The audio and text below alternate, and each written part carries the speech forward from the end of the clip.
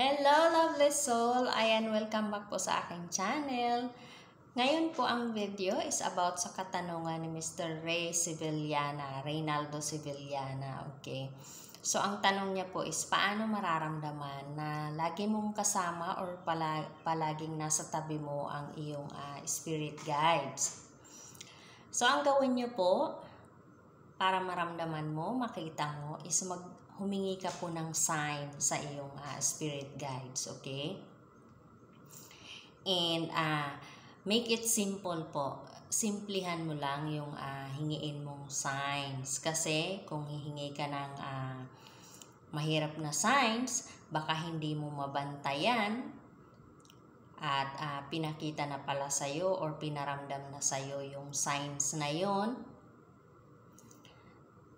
Minsan kasi, kahit po nararamdaman na natin dito sa ating solar plexus chakra, yung mga signs na yon is pinagwawalang bahala pa rin natin.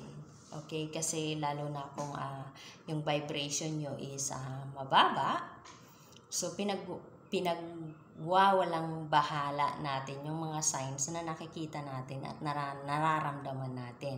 Okay?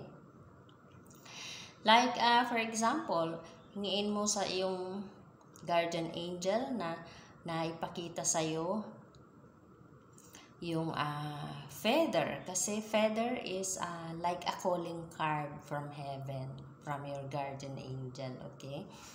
Or,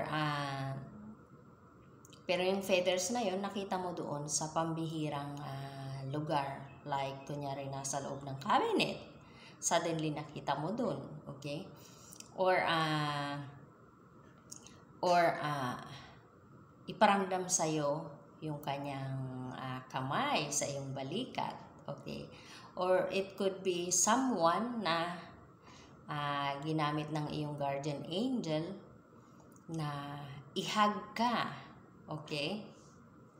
Nayakapin ka, okay? Dahil that time is kailangan mo ng hug. Okay? So, simple like that po. Basta mga simpleng lang, mararamdaman mo yan dyan sa iyong solar plexus chakra. Okay? And make sure po na mababantayan mo kung ano man yung signs na hiningi mo. Okay po, lovely soul?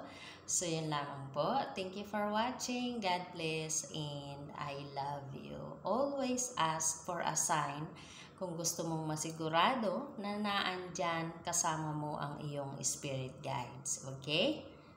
I love you po. Bye-bye.